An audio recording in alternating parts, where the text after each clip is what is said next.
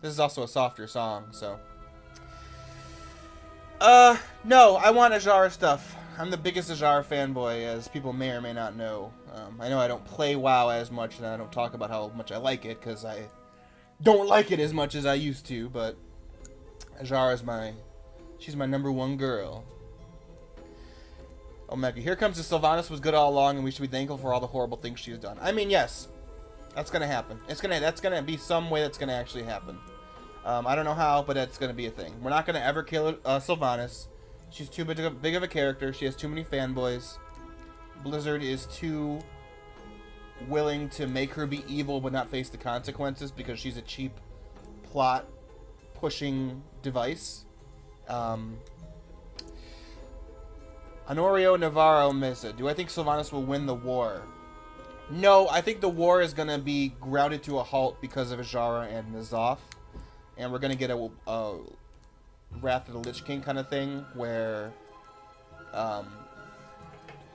it's because they're such a big threat, the war is going to be put on hold. I think Sylvanas is either going to get kicked out of the Horde or leave the Horde or do some BS Kerrigan noble sacrifice where she's no longer available, and so because she's gone, there will be another tenuous peace until the next time they want to trot out the faction war, to then blow it all up again. So no. All right, here we are. Do I think we'll see Volpera? Maybe. I'm a game designer Here we go. on the World of Warcraft team, and welcome to our live stream for Rise of Azshara. We've been working really hard on a lot of content. So recently, you know, we unleashed Tides of Vengeance, and we unleashed patched 8.15. Tons of content there. Increases to our stories outline. We fought the Battle of Dazar, and we got the Kultirians and the Zandalari on our side. But now is finally the time when we get to talk to you a little bit about our next large content update that we only gave you glimpses of back at BlizzCon. So super excited to get into everything. Let's go ahead and jump right in and start talking Here we go. about Rise of Azshara. Just to set the stage for you really quickly, to catch you up on the storyline, we defeated the battle for Dazar, King Rastakhan fell, Mechatorks on ice, and everybody retreated. After that, we got the Kultirians and the Zandalari as our allies and their last remaining ships. And then just recently, just this week, the you entire picked up a brand new knife friend Kultiran and fleet is still unlocked fine. the ability to see what was underneath the Shrine of the Storm in the Crucible of Storms.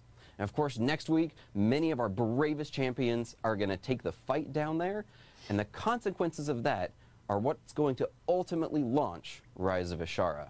So where are we at with the story? Well, Sylvanas has learned something, and we're not going to go quite into what that is, but what ends up happening She learned is about she sends some of her Xal'atath. most powerful champions, Lor'themar and Nathanos, out on her flagship, and with some of the few remaining ships out to sea.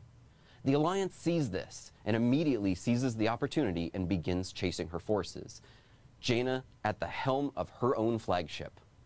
And it's at this time Lor'themar, that he our said too, third by the way. Warbringer finally plays her cards. The seas will open up beneath us, and our ships fall and shatter on the rocks below.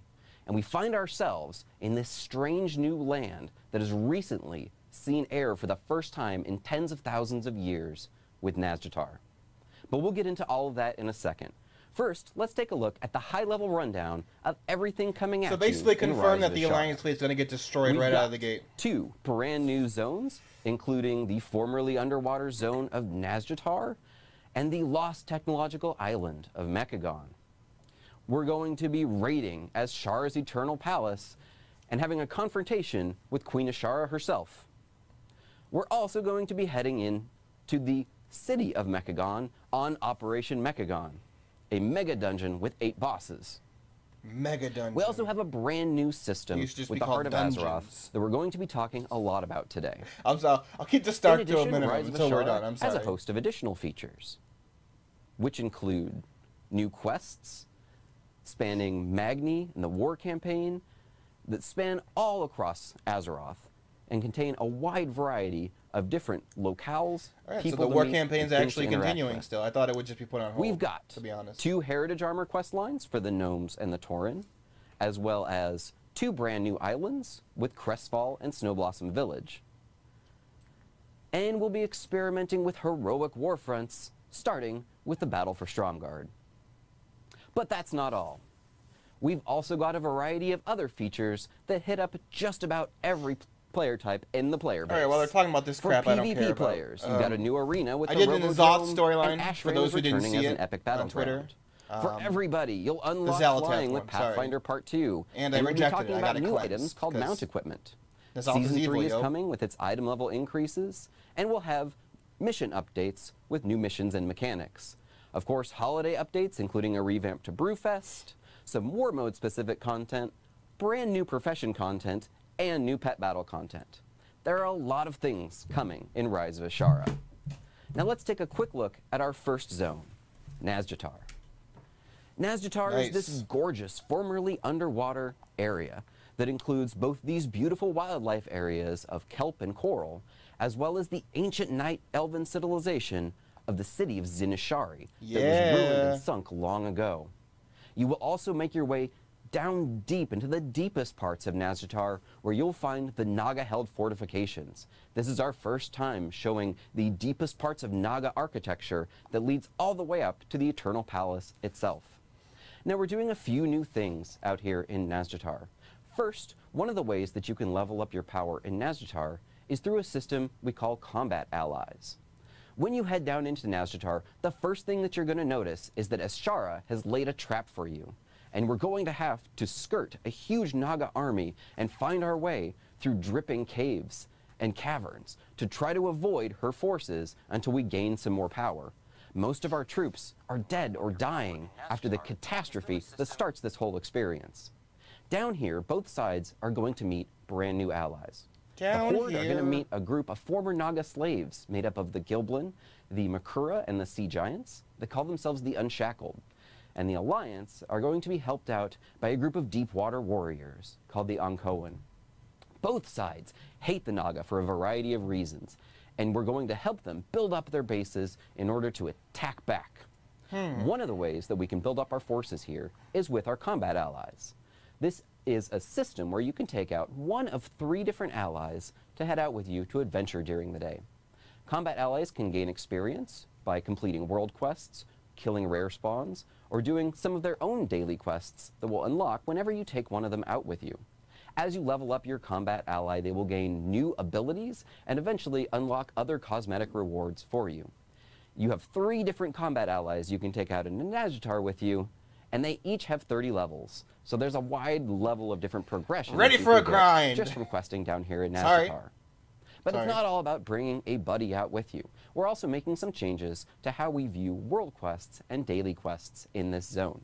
Naz'jatar will have an emissary, but all of the world quests are heavily themed around Azshara and Naz'jatar itself. If you see a rare spawn or a rare elite world quest show up, it is a Naga champion sent by Azshara. It has a powerful Azshara-related affix, so every time you see it, it's going to feel a little bit different to fight. They also take over an area and bring with them base defenses. This is one way in which we want to make it feel like all of these champions, when they come down into the world, really have an impact. Yeah, this does sound like just garrison followers. Also, you'll also find other world quests that are feels unlocked like the same is here true of through a Ben series Elites of in World lines Quest Forever. related to the former denizens of Zinishari. These are just some of the ways that we're trying to change up how the world quest system works in this area, and we'll talk about other ways that we're doing in Mechagon in just a little bit. Another one of the things that we're focusing on is taking a lot of those background activities and putting them around your hub as sort of a daily system where you can log in, you can gather some quests that will have you performing a variety of different kills and collects and other activities around the zone before you head out to adventure for the day. So you can always feel like you're being efficient, but also everything comes back. I don't know about to Naga building up allied this hub race. and Definitely building maybe up our allied forces races based so on we the can take allies fight we to make, Azshara. which I don't think any of them are The main Naga. quest line of this zone takes us through building up these guys and then getting down deep into the Naga areas and figuring out what exactly is their weaponry, what are their defenses, and then how do we counter them. Ultimately, we're going to have to make our way over into the city of Zinishari and gain a powerful artifact called the Javelins of Suramar. We're going to use this in a climactic finale that breaks open the entrance to Azshara's Eternal Palace. Kind of sounds like So let's talk a little bit about that in a second. But for now, let's take a quick look at a video of Necroxis. Oh, look at the water! So I guess technically we're underwater, but we're not actually underwater. We're like on land, surrounded by water, it looks like. Pretty cool. I wish they had the balls to just... Ooh. That's a cool looking model. Just had the balls to just make it underwater. The Naz'jatar experience, of course, culminates with us breaking into Azshara's Eternal Palace. This is an 8-boss raid, and does actually, in fact, contain a purely underwater boss. He's this giant undersea monstrosity creature that snakes in and out of dark holes down in the deeps. We feel it really gets across that sense of delving into the deepest and scariest parts of the water. We should get a Kraken fight that we were robbed of Eternal Palace. in Legion. Of course, there's going to be brand new loot and items to be gotten here, and it all culminates with a climactic final battle with Queen Azshara, the likes of which is possibly going to change the future of Azeroth. Here's a quick look at the interior of Azshara's Eternal So will Palace. every raid, Blizzard. You always say that. I want this patch to be good. I still have yet to hear many specifics. That does look pretty cool. It reminds me of a Final Fantasy XIV dungeon. There's like an underwater palace that you do. It looked very similar to that.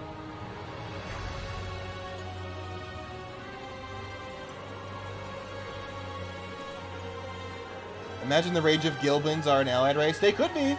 They use an existing model. Ooh, look at my queen. She watching us fight. I wanted to have weapons in all 4 of her hands. But the undersea city of Naz'jatar isn't the only place we're going to be going. If I had to guess right now, knowing nothing, Gilbins for the Horde, and the Alliance are going to get some kind of Arakoa thing. Heading out to Mechagon, we're going to learn Arakoa, that there is a small town shown here in the lower right of Rustbolt. Rustbolt has long been fighting against the tyranny of course, of King Mechagon, who lives inside of the walled city. King Mechagon is building a doomsday device. His great goal, and the goal of all of the Arcforged, these heavily mechanized gnomes that live inside of the city with him, is to turn everybody back into robots. Of course, we don't want that to happen, so we're going to be helping out our beleaguered friends down here in Rustbolt. First, we're going to help them rebuild a little bit of their city, building up new mailboxes and base defenses. Then we're going to help them rebuilding a little bit of the island. One of the cool things we're trying to focus on here in Mechagon is making it all about building and tinkering. So you might notice that there are construction projects scattered across the entirety of the island. These are projects where you and other players can come together and use some of the resources that you gather by scavenging and will never be an alliance Mechagon race. There'll be a horde one in order if they to ever even rebuild are one. powerful structures that give you an advantage on the battlefield. You may have a powerful boss standing in front of you right next to 2 destroyed flame turrets. If we all come together and repair those, taking down that boss and completing our quests is going to be much easier. As mentioned earlier, we're also going with a slightly different questing structure here in Mechagon. In addition to all of the great main quests and the side quests that are going to kick off from there, we've also got a visitor system. If you built an inn back in your garrison, you may have seen something like this. 3 highly thematic visitors are going to visit Mechagon every day. Each of them brings with them changes in the spawning of the zone and a special daily quest for you to help them out. Helping out all 3 of your visitors every day is one of the best ways to get your Mechagon reputation up, but it also gives you an awesome reward. There's a Mechagon reputation. And game loops for Mechagon, Mechagnomes are while almost basically everything confirmed else is as an very alliance race. open-ended and find it at your own pace. You may be able to build a mechanical cat, only to find that you can then collect 9 paint colors for it from a variety of different activities. You may start building a crazy robot that turns out ending up being a giant awesome spider bot mount after you put in a little bit of effort into it. This and a variety of other outdoor activities. I don't know if I'd be comparing anything similar to from the Naz'jatar. garrison Mechagon will in a also positive be featuring way, a Blizzard. timeless isle-like rare spawn system. When you see one of those stars show up on your minimap, it will often be one that you don't see very often. Some of them have longer spawn timers. Some of them are very rare or have odd or different or secret ways to get them to spawn. And you know that when you see one of those stars on your minimap, it always has something awesome on its drop table. Or at least, you have the potential of getting something awesome, unless you already have that mount. You'll see that system incorporated both here Unless and the in Naz'jatar. terrible RNG You feel rates like it give you makes nothing like exploring usual. the endgame pretty exciting to be able to see those again. So let's take a look at the exterior of See, this is Mechagon all going to Island. be cool, and we can get flying for this too, which is going to be way better Actually, than hang on one Timeless second, Isle, to real be quick. honest. So just getting a little bit further into the crafting and tinkering aspects of Mechagon Island, one of the things that you're going to be doing is building up this A lot guy. of it's This bad, is but not Pascal all of it. the robot. Yeah, but Pascal Garrisons as a is whole new were a system huge failure, I that think. we and have a very big implemented missed that opportunity. allows you to collect schematics from questing and adventuring around Mechagon, and then build him up further. This is one of the ways that you're going to be specifically building up your hub. You can then gain the scrap and batteries that you gain around Mechagon to build a variety of different things here at Pascal. Hope we see So Snapdragons this and way, it allows Coatl. you I do to too. unlock a whole lot of different things over the course of your adventure and build them yourself. Very tinkering, very Mechanome focused. As you can see here, some of the cool things you're going to be able to get from Pascal include the ability to transport immediately back to Mechagon, a Mechanocat laser pointer that gets you the aforementioned Mechanocat mount, and a variety Garrisons of could have different been powerful amazing, consumables. but they weren't. You may even want to stop here at the beginning of the day and pick up some electroshock grenades before you head out to Naz'jatar, because they're pretty powerful. All right, I said it before, but now we can actually do it. Let's take a look at Mechagon City.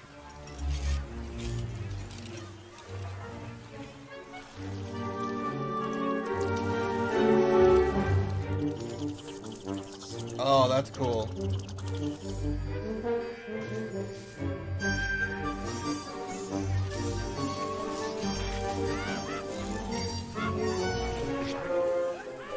I mean, that's a cool mount too. This is screaming Alliance Allied race. I don't know. I don't possibly watch him give it to Horde and just freak everyone out. The Schadenfreude would be amazing. So we're going to have a lot of fun out of Mechagon. There's a lot of cool mechanics out there, a lot of things to collect. But ultimately, we're going to have to, at some point, come in and stop King Mechagon and his Doomsday device. So in the dead of night, you and the Rustbolt Resistance are going to make your way around the Junker Wastes. You're going to take out his hunter-killer robots and bust your way into Mechagon City proper. That is Operation Mechagon. This is a double-sized, 8-boss dungeon that culminates with a climactic battle in King Mechagon's lightning-shrouded tower against his giant death robot. In Operation Mechagon, you will be making your way up through the trash compactor like any good gnomish operation does, like Black Rock defeating the giant trash compactor robots, and then up into Mechagon City, shown here. The Mechagon City denizens aren't exactly friendly towards us, and they're not going to welcome us. In addition, the city itself has been weaponized against you. You'll see machine guns popping out of hedgerows. Nothing here is exactly our friend, so watch your back. Ultimately, you'll make your way all the way up to King Mechagon himself. We're not going to see the working models. They're in 8.2.5, not 8.2. New drops, and all kinds of crazy Mechanome activities. Let's take a quick look. I'm a big fan of like Tesla coils and stuff based from my Command & Conquer Red Alert days, so I love that aesthetic.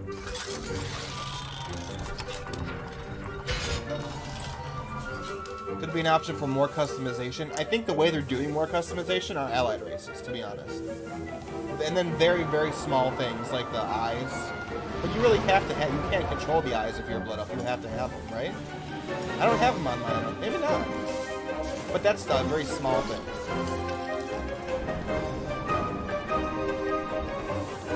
Yeah, so many dungeons have over 10 bosses, so I don't know. They're not technically bosses like we think of them now. They have like one mechanic, but it's a nitpick. Hey, it's a reuse of the Kolagarn skeleton from Uldor. Mechagon contains an awesome new trinket as well. You're going to pick this up during your early questing, and you can get advancements for it through both questing and the Mechagon Mega Dungeon. This is the pocket-sized computational device. This is a customizable trinket where you will get punch cards of the yellow, red, and blue variety that you can mix and match and collect all of, and socket them into your pocket-sized computational device, making the trinket that's right for you.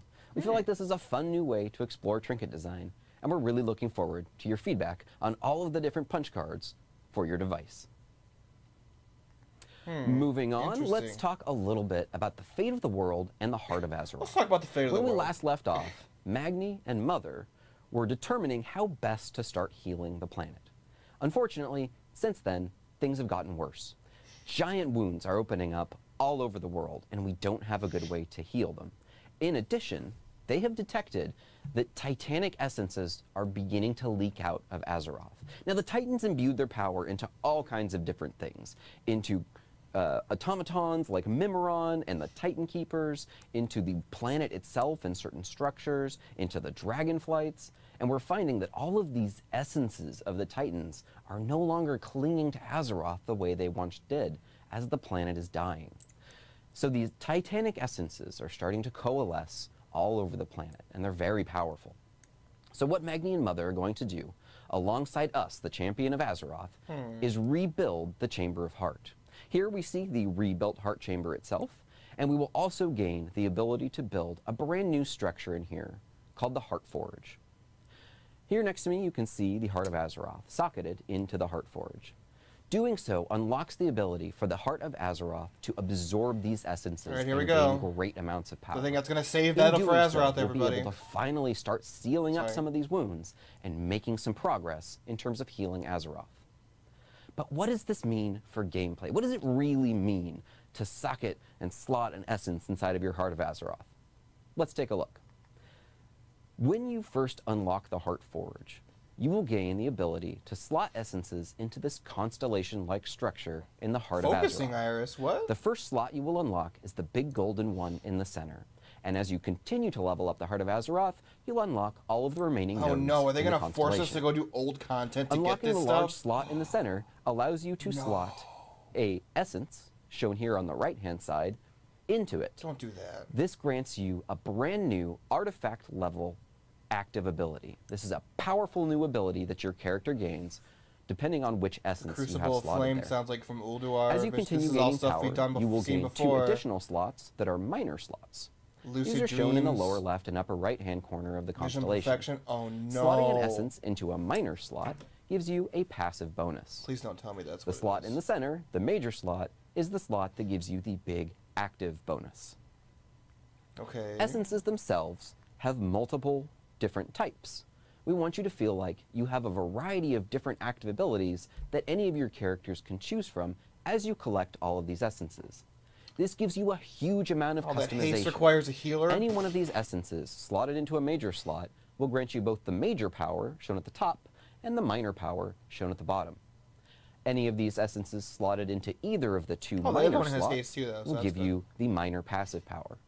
This way, you can change your character's active and passive powers depending on what you happen to be doing for the day. But we're only going to have one active ability, what other situation you're running into. We want all of these to feel like awesome abilities for every character. Essences also come in a variety of different ranks.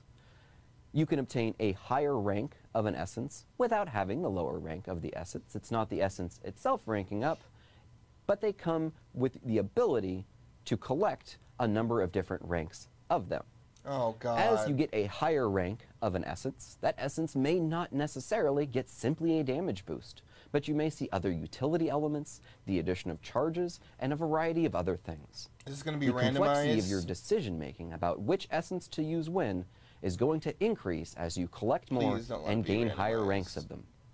Now, for those of you players that get really, really into the system, really like Mythic raiding, top-end PvPing, there is the top level of essence, shown here on the right in Legendary Orange.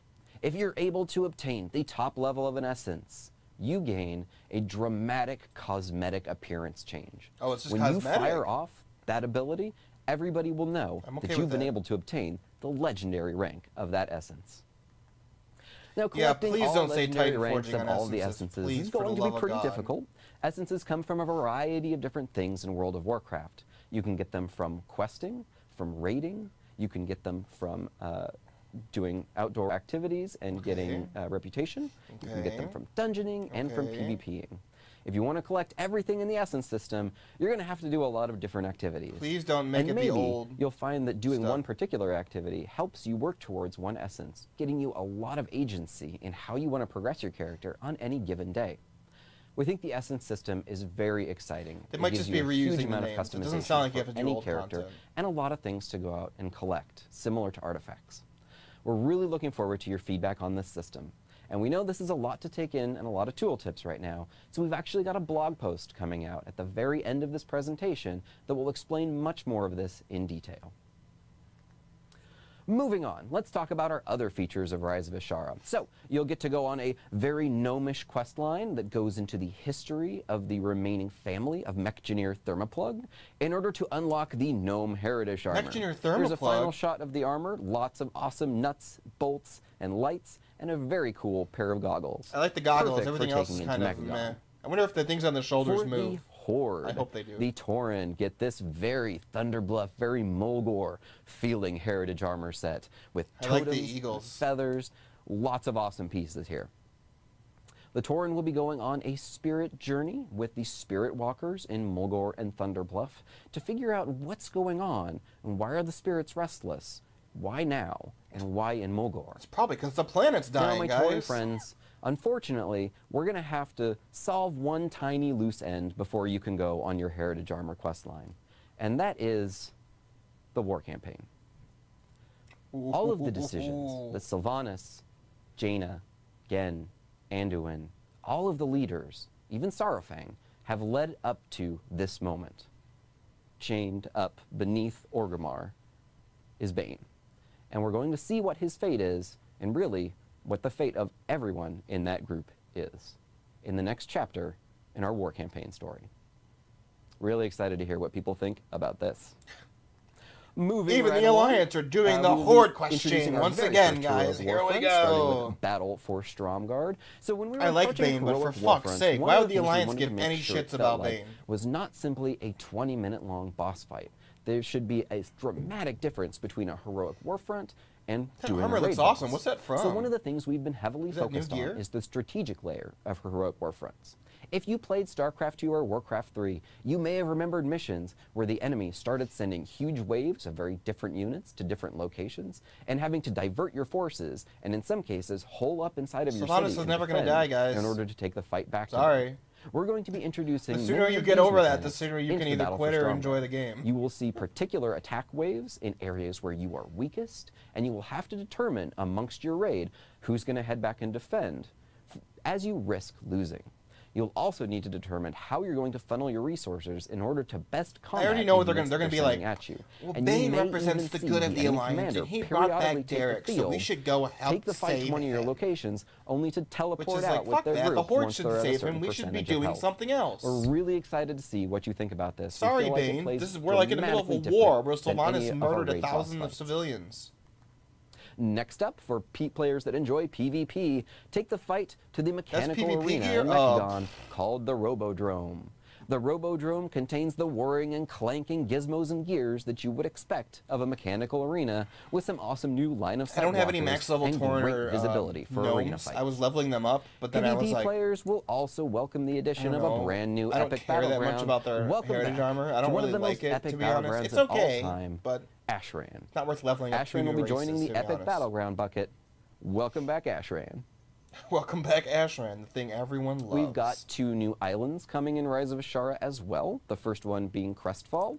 Now, Crestfall was a Warcraft 2 map, so you're going to be seeing Yeah, we should be elements of pushing the lore, advantage while especially they're if trying you've to save recently Bane. played Warcraft 2, scattered all around this island, such as this beached giant turtle that the goblins, of course, used as their submarine, which you first got access to on this map. Long ago, of course, it decayed and died, and now it's home of some crabs and probably some hosen and a variety of other creatures. New humanoids for this group include some ghost orcs. And we'll, Although of if course, Anduin have actually new does item something, drops finally, and that would be pets cool. and all kinds of He's other supposed to fun be a major character this expansion, you know? Remember? and just a little bit of a different So feeling. maybe if We're he going to the actively quiet helps mountain save his town friend, that of would be Snow Blossom interesting. Village. At least This he'd be is, doing something. Inhabited by the Pandaren. The who Blood are Elf one's currently great. I under use it attack on my not only Blood Elf by Flame undead Mage. that you see here, but the ever-present The Tauren one menace is cool. I like the of shoulders, hopping but everything else I'm bunny-like like, vermin. meh. It's going to be your new humanoid I'm not a big group for this Tauren island. aesthetic fan, so... If you're a fan of islands, both of these I don't think are it's bad, awesome it's just spaces kind to of- explore. With Rise of Azshara, of course, comes the second half of the Pathfinder achievement and the unlocking of flying. Once you unlock Pathfinder Part 2, you will be immediately granted this gorgeous mechanical parrot mount for your efforts to fly around all of the areas with. You will be Sorry, able to fly Howie, not you're going to be only saving in Bane. Naz'jatar, You're only getting one Mechagon, option in the Kultiris, storyline, so... and Zandalar. All of the new areas as well as You should have the known older this was areas. what's going to happen. We think that unlocking flying in these areas is going to feel awesome. Once you've flown around the Naga caverns, Huge fan. I You don't helped know me if you're get going to want into to the fly in lore. any Oh, other well, thank zones. It's a you. lot of fun to navigate. Enjoy the Snark Fest. So let's talk a little bit about mount equipment slots. We have a ever-present problem, which is that there is one mount that is incredibly powerful, especially for leveling, and especially if we're about to head down into a zone that has, you know, like puddles and streams and stuff. And that's the Water Strider. They're still upset about the Water has Strider. innate water walking, which makes it very useful for anybody. But not all of us want to roll around all the time on a bug mount. So we will be introducing a brand new item and equipment slot called Mount Equipment. This equipment slot is on your character, and once you apply a piece of mount equipment to it, all of your mounts will receive this benefit. Cool. Some of the pieces of mount equipment that you can apply to your character in Rise of Azshara include a saddle chute that gives you an automatic parachute when you jump down from too high of a height. If you're an player that likes exploring, you may like that. That's pretty cool. You can also get inflatable mount shoes that grants water walking to all of your mounts, so you know Warlocks had that by default until they took it away. You really enjoy it.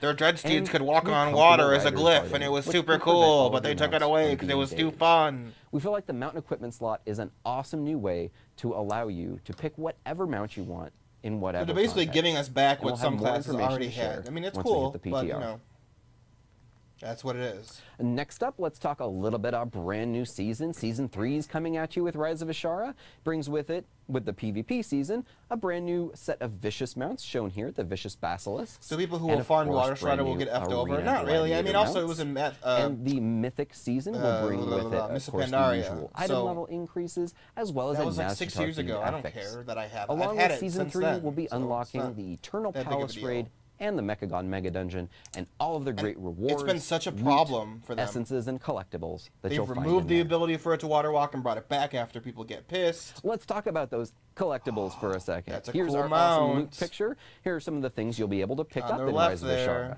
On the left-hand side here, you see not much else to say here. It's awesome. It's a giant wheel. It's a big wheel mount. It's very exciting. Like and it. next to that, one of the battle pets you'll pick up in Mechagon, this tiny little I'd mechanical love for there to gnome be bot. sent. I would love He has a to be variety sent of there to different stop heads, horde including resistance one from that's a fraying him, siren. even if so I this fail. is essentially That would be Mechagon's cool. Alarmo I don't know if bot they're going to and put that brought much back work again. into it, Always though, have to have an to give Alarmo such bot. another It's a very option gnome to that. thing.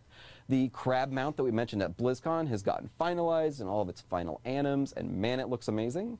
Down in the deepest areas of Naz'jatar, of course, there's some creepy undersea critters to collect for the pet battlers. Yeah, people who have Water Strider And if can you're a just fan use of it and Warcraft have like 3, the you may parachute, have been or just wondering use this whatever entire mount they time want and have what the. happened to those the things on remaining their Naga feet. units, the Tidal Guardian and the Snapdragon. Hey, video games for days. Well, I'm What's happy up? to announce that you'll be able to see them using Tidal Guardians down in Naz'jatar.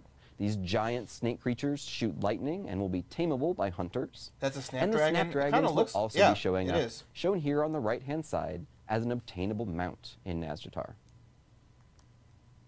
There are a lot of great features It does coming look at like you the South in Park. Rise of Azshara. That's what I was thinking Here's a of. quick What does it recap look of like? everything. The South Park. that's coming. 2 new car zones, that Mr. a new Garrison raid, makes. a new dungeon, and a brand new hope system it with a doesn't ton of new active abilities do that, and what that customization. does. A great amount of new quests spanning all over the planet and some major lore characters, 2 heritage armors, 2 islands, a heroic war front, a new arena, the addition of Azshara to the Epic Battlegrounds, Pathfinder Part 2, mount equipment, Season 3. They didn't talk about We're also missions adding or new Brewfest missions and mechanics or as mission updates. professions. Brewfest is getting a giant makeover and now has a pretzel hat and an eating contest with holiday updates. We're building some content that is specific for war mode that we think you're gonna think is really cool. Also some new professions, and of course new pet battle content, including the Stratholme Pet Battle Dungeon. Do you want the cynical take on this, guys? on this big list? And a lot of awesome stuff Here coming comes. in Rise of Azshara. So 10% of that will naturally, be we wanna get this in released your on hands launch as soon as day. possible. But we wanted to wait 25% and will make be sure released a month that the after majority that. of the content was going to Another be there 30% will and be playable released for you. another month We wanna after get your that. feedback on And then everything, 3 months and that later, it'll means all be that unlocked. things need So to get be- ready. They needed to be ready, and that meant that we were holding off the PTR for a while until the content was essentially at a place where we were ready for your feedback. But most importantly, we wanted to make sure that the Heart of Azeroth and Essence system was in place immediately. Okay, good. We That's want what you I be able wanted them to jump do. into the PTR right away, unlock your essences, and immediately begin playing with them to give us all of that great feedback that we're looking forward to, with more than enough time for us to be able to respond to all of your comments. Well, I'm happy to announce that we feel like we're there, and you will be seeing PTR first start to hit the servers next week. Really looking forward to everything that you're about to see. Of course, we all look forward to the giant data mining explosion. Yeah, the raid won't be there at launch. The dungeon probably won't even be there at launch. Mechagon will probably open like a month after it even comes out. So we'll be looking for all of your reactions. The raid will be like 2 or 3 months after that. Jump into PTR. We will have a ton of this content playable, as well as that essence vendor waiting to immediately sell you some essences so that you can start playing with them and start giving us feedback about how I really need to know if you can Titan Forge the essences. We put a lot of time and effort and make heart or break thing into Rise of Azshara, and we think it shows. There's a lot of really cool stuff here that changes the game in a lot of different ways. So we're really looking forward to your feedback. Thank you very much for watching our live stream. I'm Jeremy Fiesel. On behalf of everybody on the World of Warcraft team, we'll see you in Rise of Azshara. Thanks. That was surprisingly light on actual specifics. Even I mean, man, even the Heart of Azeroth thing was very vague. We got very few specifics. Let's see if the blog post is up. I will wait a little bit longer. But that was very light on specifics. I mean, they basically low-key confirmed, congrats Alliance, you fought all of this for nothing, and your whole fleet gets destroyed right away. That's basically what it sounds like what's going to happen. They basically confirmed... It kind of looks like Titan Forging is on the essences. I'm not going to say it isn't. But the fact that there's like green, blue, purple, and epic, or a legendary. We know legendaries from the highest end stuff, and that's only cosmetic, which is good. I'm glad that that's only cosmetic. But I'm really worried that essences are going to be RNG Titan Forgeable, which is a terrible idea. If it's like a system where I just work to improve, let's say I get a essence that gives me haste and some other shit, because I like haste as a warlock. If they let me just, however you get essences, I don't know. If they let you just take essences and just keep building it into, or the other resource and building it into one essence to make it better and better and better, that'd be great. That's what I hope it is, but I don't actually think it's going to be there. I wonder why Sylvanas randomly goes out to sea, because she gets Xal'atath. I mean, we know she's going to get it. She's going to get it, and somehow she's going to be like, Xal'atath is going to be lying to her. Or, actually, it wouldn't be Xal'atath. It would be Naz'jatar working through the dagger, because Xal'atath is gone. I mean, spoilers, I guess, for the question. I don't think you've done it yet, Howie. But at the end of it, Xal'atath, the being, escapes from the dagger and leaves. But Naz'jatar keeps the dagger with him, or with it, like in the Crucible of Storms. And says basically, like, I have more use for this, but you can go, Xal'atath. And she's like, peace out, bye, and she portals away. So, it can't be for a good reason. Like, it's an old god weapon that Naz'jatar has the last time we see it. So, it's got to be, you know, it's got to be something evil. Let's play a little bit of some kind of music. I'm trying to find... This is just the MMO Champion update. Azshara plays her cards here. The seas open up, swallowing our ships. Yep, so the whole fleet, Kultur's fleet, knows, blah, blah. So, fuck you, Alliance. Your victory meant nothing. She probably knows what's going to happen and is intentionally luring the Alliance into it. I mean, listen. Hold on, let's play some... Play some music while we talk.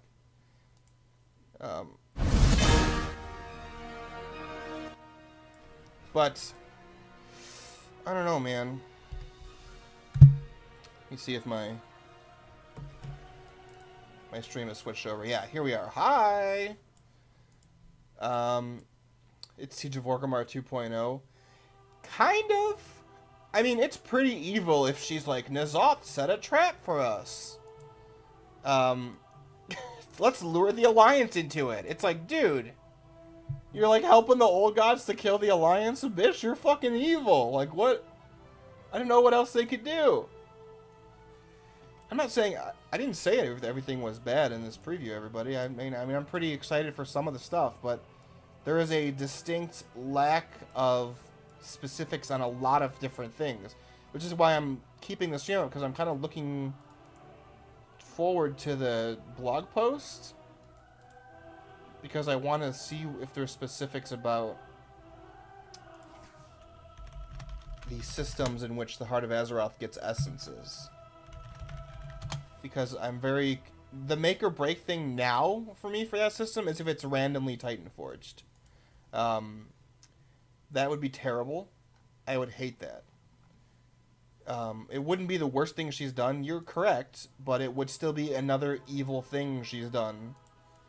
And I don't know how the Horde can be like, this is our war chief who's actively working with the old gods. If you know what I mean. Alright, I'm just gonna go to fucking stupid Wowhead that I hate using, but Blizzard's terrible at being like, here's the blog post, guys. I will say I'm surprised that it looks like Naz'jatar didn't get risen up out of the sea. It looks like it's still there, but the water is like all displaced. With how big it is, I don't know how that would work. Wouldn't that cause like massive tidal waves across the planet and just kill everybody? Maybe that does happen in a cinematic. I imagine the cinematic is going to be Azshara unleashing... Azshara unleashing her trap and killing everybody. Oh, you did do the quest. You want to serve N'Zoth? Ugh. The only one true person to serve is Azshara, and if you don't agree, then you're wrong objectively. So, I mean, it wouldn't be the first time how you do like Sylvanas. So, Horde should be evil. I want to be the bad guy. I would be fine with the Horde actually being evil if they do that, but they want to make them evil, but then also be like, but they have noble roots. It's like, you can't do both at the same time. Like, you just make them evil, and that's fine. Other MMOs have an evil faction. The Empire in SWTOR is evil. They have shades of evil, but they're generally the evil faction. Like, I'm not saying the Horde has to be evil forever, but it should be evil. With Sylvanas leading it, it should be evil right now. And it's been doing evil things, and I would classify it as evil. But Blizzard keeps going like, it's not evil, it's morally gray, and we're trying to reclaim the spirit of... No, it's evil. Sarfang left, you're killing your own Forsaken, Bane gets imprisoned, like, all the leaders are like, fuck this shit. Like, they're already, like, 1 foot out the door. I don't know. I do like that they're using Lor'themar again. This seems to be Blizzard's thing. Ignore Lor'themar until, like, 1 patch or 2 patches into an expansion and then make him a character again.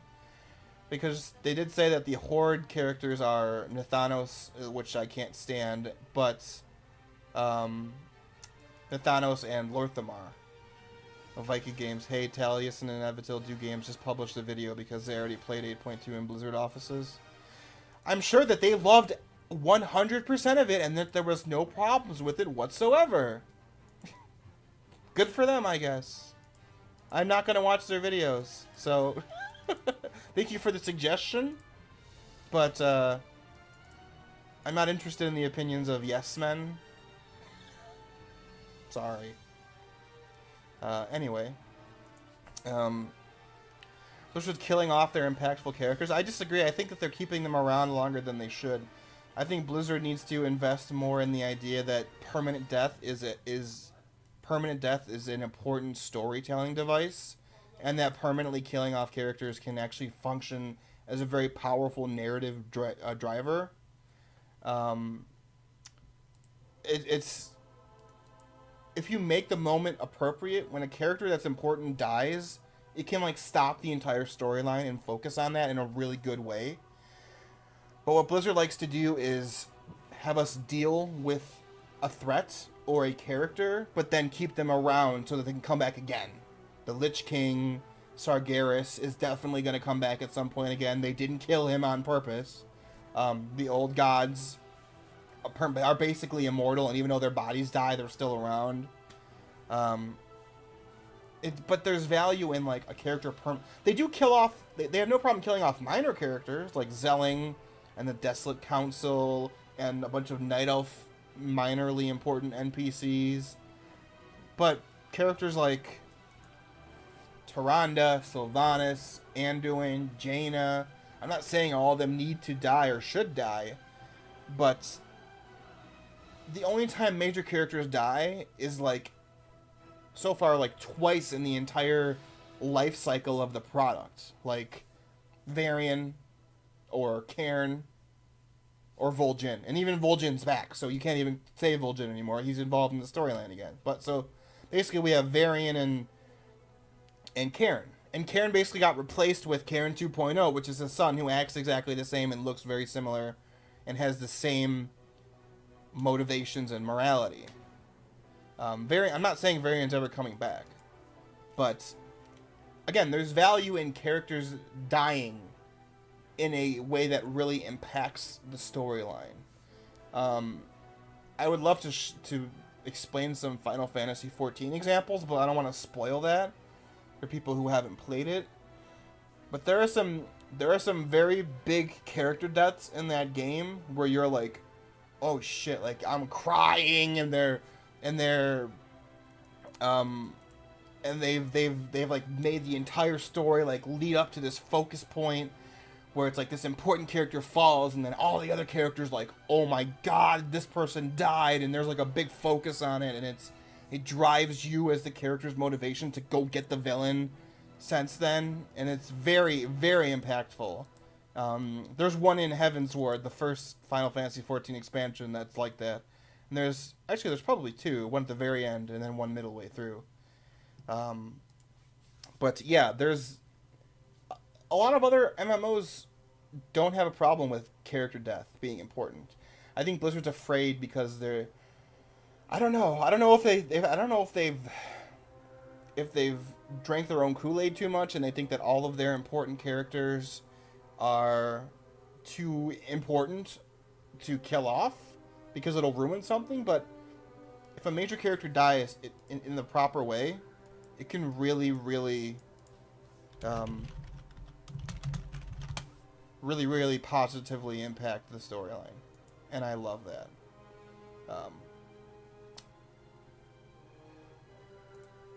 Look, guys, I mean, if you have a content creator who covers what you do 100% positively, I don't fault Blizzard for being like, hey, you can look at this stuff first. My criticisms are more directed to the content creator who is basically acting like a shill, rather than the company that wants to work with the person that 100% positively covers their content. Blizzard used to not do that, to be honest. Like I said, I'm a good example. I was unabashedly critical of Warlords of Draenor and Legion. They still flew me out there to talk with them. But that was when Legion was still... Actually, no, Legion actually hadn't been announced yet, but it was about to be at that BlizzCon, which I then got tickets to for free from them for the next BlizzCon. But it was still Warlords of Draenor. Warlords of Draenor, and I was like unabashedly critical of that game. And they still flew me out and other people to go speak with them about, you know, how can we work with smaller YouTubers and what are your thoughts about various things. And they gave us some previews of stuff that I don't want to say it because I don't know if I'm pretty sure that they've blacklisted me at this point, but still, I don't want to give away stuff that I've heard in private. But it was very interesting and it was very cool. But even before that, Blizzard has shown a willingness to work with people who may have stopped playing WoW but want to come back, or people who have been critical. But now it seems like they just want... They'll only... I mean, ever since the purge with Activision, like, virtually nobody has heard anything from, like, a PR rep, except for people like the ones that are being discussed. And that's because they're large enough and they are universally positive enough to warrant them even making the effort, which is just a sad commentary on how things are. But, I mean, like I said, I'm not surprised they did what they did. Those people were in that area of the country. So I was actually expecting they probably went there to do stuff like that. But, you know, watch it if you want. I would much rather prefer playing the actual content myself and or getting information from people who aren't in the pocket of the company. And I don't care if you hate those people or you love those people. At this point, you can't say that they're not in the pocket of Blizzard doing what they want, because they got it. This is unheard of. People just told me that they played the expansion, they played the patch at Blizzard headquarters. They've never done that ever in the 15 years of Warcraft. They gave specific content creators, are they the only one? Specific content creators, one specific content creator, a preview look at patch content before everybody else. You're in the pocket of the company at that point, guys. I mean, great. I'm not saying it's a bad move. Like I said, it's smart on Blizzard's behalf. I think it betrays that content creator's audience as never being able to trust anything they say as unbiased. I think everything that they ever do from now on should rightfully be tainted with a bias that makes you wary of what they're saying, if it's the truth or not. But that's it. I mean, I don't watch them. I never have. The one time I watched one video, I saw nothing but constant... This is not a rant about them, but I'll just say my last little commentary about this is that content creator loves to do this kind of thing. Well, I agree with this criticism, but let me spend 5 minutes right after explaining why it's not a big deal and why it's not a problem. And then let me pretend, because I do that I'm objective, that I am nonpartisan. Almost every single video is exactly like that. If you don't believe me, go watch any of them. And pay attention to that. I agree with this criticism, but then let me defend it and explain why it's not a big deal. That happens every single time. So, anyway. Let's move away from that. Fresh Candy Deals, I don't know how to feel about the Alliance potentially having to save Bane. On one hand, I get the importance of Bane, but I also don't like the Alliance helping the Horde get their shit together again. Exactly. Well, we don't know if that's necessarily what's going to happen. It probably will be, because Jaina and Bane both now have a reason to like. I mean, Jaina liked Bane because Bane warned her about Theramore being destroyed, but then the Horde, she rightfully got pissed at the Horde, and she fell out of favor with Bane, or Bane fell out of favor with her, I guess I should say. But now returning Derek, Bane's basically back in a better light for Jaina, and Anduin's always been Bane's friend. So the fact that they mentioned Bane and Jaina as the only two Alliance characters means they're probably going to be the ones helping to free him. I would if the Alliance has to help free Bane, the way that I would do it is have Bane and Jaina say, this is what we're going to do. We're going to launch strategic attacks against Horde main Horde abilities. Or, not abilities, main Horde facilities. And draw their focus away while Saurfang, I guess Thrall, maybe? Saurfang and Thrall go and free him. And what this does is a double-edged thing. It helps the Alliance doubly. It lets Bane hopefully get freed, but it also pushes the Alliance's force in those places that they attack. So maybe they can gain ground. Like, strategically, that would be a very smart thing. Like, hey, Bane's a cool dude. Maybe one day he could be war chief, or at very least a more important voice in the Horde.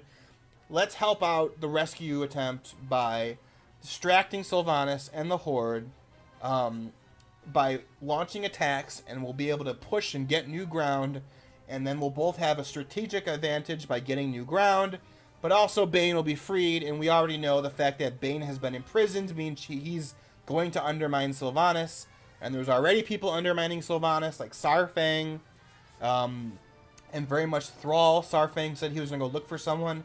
He was in the Swamp of Sorrows. He's definitely going to go find Thrall. That has to be the only person it could be. So yeah, that's how I would do that. But if Anduin and Jaina just show up and are like standing next to Saurfang being like, let's go get Bane, it would be like, that's very That's stupid. I've tried not to just be like, this is dumb, because that's not really good feedback, but that's unrealistic. Why would Jaina and Anduin put themselves in those positions as leaders of nations to possibly be killed trying to save Bane? Like, they would do it in their own way, which would make more sense. Alright, let's go back and look at some of the comments that were not about those content creators. Video games for days. Forum and Twitter warriors dictate the story. If the wrong character left, people will petition to roll the game back. That is very true. And I hate that. That is true, and I hate it.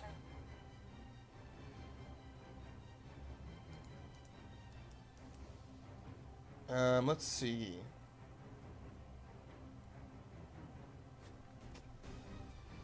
Look no further than Jesse Cox and his "I'm an adult and know better" comments at people disagreeing with him on how down and awful Warcraft is. Did he say that? That's pretty funny. Did he say that in response to people getting mad that he's critical of Warcraft? Did he say I'm adult and I know better? I like Jesse Cox, and that would make me like him more if that's the case.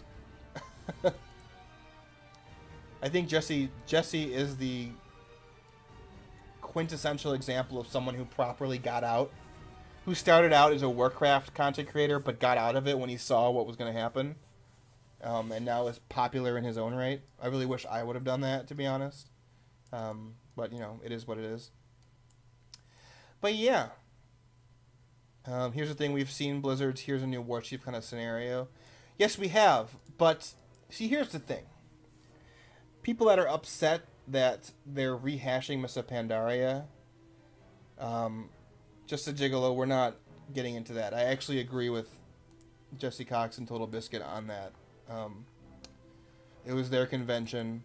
They can do whatever they want. It was a private event.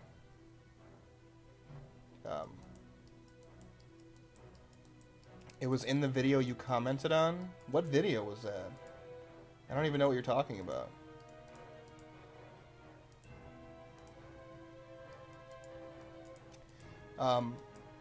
I just completely lost my train of thought. Oh, Mr. Pandaria. Here's the thing. Yes, it is kind of a retreading of Mr. Pandaria, but here's the problem. I don't see it as a problem, but some people do. Here's the rub. Sylvanas has always been a villainous, evil character. The second she was resurrected, she went from a, I guess, neutral good ish high elf. Even as a high elf, she was kind of an asshole. But she went from like a neutral, goodish high elf to like an evil character. And she's always been evil. Oh, there's a fly in my room. She's always been evil. So when you make an evil character the leader of your faction, what are you supposed to do when all the other leaders aren't really evil? You can make the case that maybe Gallywix is evil, but even I don't think Gallywix is evil. I think he's just greedy. He's like neutral, chaotic. He does whatever he wants for himself. If that means allying with a good faction, that's great. If it means allying with a villain, that's great. Yeah. So when you make a villain the leader of your faction, and your faction becomes villainous, so what are you supposed to do when all the other leaders underneath that villainous leader are not evil?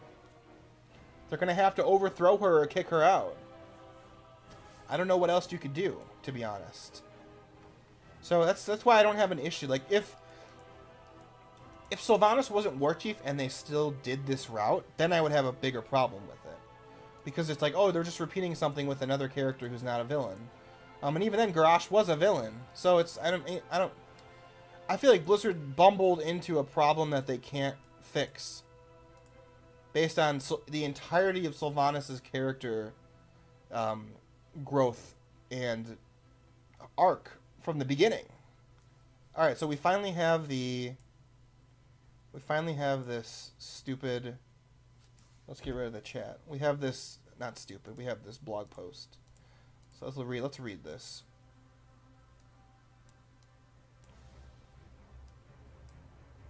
Okay. Alright, Heart of Azeroth updates. We're introducing a new system. Essences. You collect essences by taking part in related content. Infusing them in the Heartforge and Xal'atath. Okay. Once you've established a new quest hub in Naz'jatar, you receive a summon from Magni. She's found a way to heal Azeroth ahead of her 77 cycle estimate. Mother has discovered these essences are compatible with the Heart of Azeroth. Alright. It lets players infuse their heart with essences to grant new combat abilities. Once you've collected an essence, you'll head to the forge and infuse your heart with it, learning the essence and permanently adding it to your collection. Much like talents, once you've learned it, you'll be able to swap it out whenever you want, using items such as Tome of the Quiet Mind. Cool.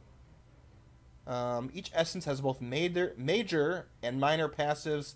Upon completing the initial quest, you'll open a single major slot. By placing an essence in the major slot, you'll get the major. You'll also get the minor. There's 2 additional minor slots. The first will become an Azeroth Heart 55, and then Azeroth Heart 65. Okay, cool. So you'll only get 1 active ability, but then you'll get two extra passives in addition to the original passive. That's not terrible. Essences are acquired from a variety of content. You'll earn your first one by completing your quest line with Magni, but do the rest by PvP, raids, or world quests. Each essence has 4 ranks. Here we go. Rank 1 provides a unique ability based on your role. Rank 2 and 3 provide enhancements to the major and minor effects. Rank 4 adds a cosmetic effect, which is the legendary version.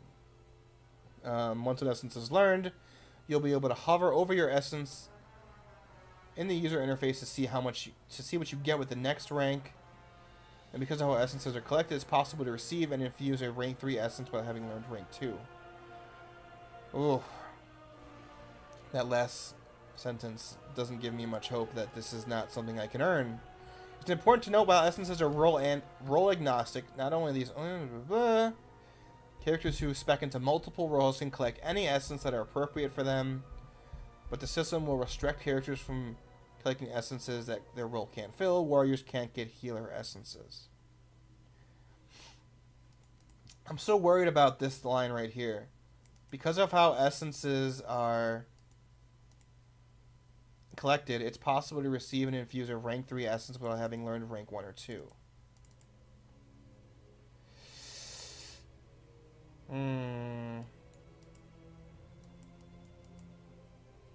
bummed out about that. I'm very worried that they're going to be randomized. I don't know, man. Oh, it's that Jesse Cox video where I posted a comment about how he was misleading. Look, just because I like someone doesn't mean they can't make a bad comment about something or have a bad opinion. I think he was wrong about Diablo Immortal. But that's it. Alright, well, I think that's it, everyone. Thanks for watching. They really didn't give the specifics that I wanted for the Heart of Azeroth. It actually kind of confirmed my fears, I think, that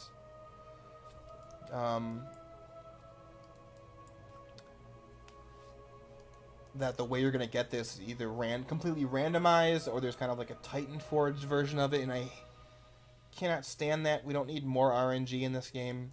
But yeah. So, thanks for watching, everyone, whether you watched it live with me or you watched it afterwards on my channel. Thank you. If you have any more comments, please leave them in the comments below, and I will, I'll address them. Liam, do I plan on making more videos? I enjoy your content. I'll cover the PTR, because I like oh my god, I said Sylvanas. I like Azshara. I hate Sylvanas. She's my #1 most disliked character in this franchise. No one show Howie. I hope he's not watching this anymore. But, I don't know. I've kind of moved away from Warcraft because, to be honest, I don't think it's as good as it used to be. So, this isn't like my job, so I don't have like a drive to keep doing content, even if I dislike what's going on. Because I need to pay the bills, like some people, which I think probably explains a lot of people who are just constantly defending everything about the game. I understand that in one regard, because I think that's their only source of income, so if they stop covering that game in a positive way, then they're kind of screwed. But, it's hard to be passionate about something that you're not a huge fan of anymore, sadly. Like, I wish I was. It was my favorite franchise of all time for a long time. But it's not anymore. I don't know what else to say. I would rather do nothing than be disingenuous to people, I guess, is my main point. Is the Final Fantasy IX playthrough dead? So the problem with that is those took a long time to record and to edit. And I was running into problems with Square Enix beginning to claim videos based on music. And the problem with... I would put up with all of that if the views were good on it, but they really weren't. So, I mean, the harsh reality of it is, do I want to put up with all this hassle just to... It's not just I record the gameplay and put it up on YouTube. It's I have to sit down and play it for once, which is great, but I can't... I'm not ever like 100% into the game because I'm always trying to like comment on stuff, and I'm using a guide because I don't want to just fall behind and just do episodes like some Let's Players where it's no progression, and then I have to deal with a lot. I never showed anybody, but like half of my however many videos I did on Final Fantasy IX got claimed immediately by Square Enix, so I wasn't making any money on the very small views I was making anyway. So it's like, if I could deal with all these problems if the views were good, then I would keep going, but it's I don't know. You see what I mean? So that's basically why it stopped. So there we go. Anyway, thanks for watching, everyone. I will see you guys later. We're going to see some 8.2 PTR next week, probably. So stay tuned for that if you're interested. If not, leave a comment in the comment below about whatever you'd like to talk about. Until then, stay awesome, and yeah. Farewell.